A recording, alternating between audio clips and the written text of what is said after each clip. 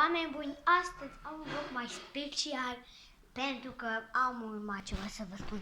Nu este de pe Creeper 999. Eu m-am împăcat cu el și am o problemă. Scrieți-mi în comentarii ce mai vreți eu să postez și dacă vreți la următorul episod, adică la ultimul meu episod, facem 20 de like-uri, filmăm un episod. O să vedeți ce episod.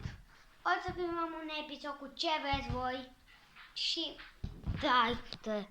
să știți ce facem, ok? Fără niciun fel, subscribe, vă rog eu din suflet, please mult de tot și subscribe și like și că să plecați să fiți activați, noi le spunem șpa șpa.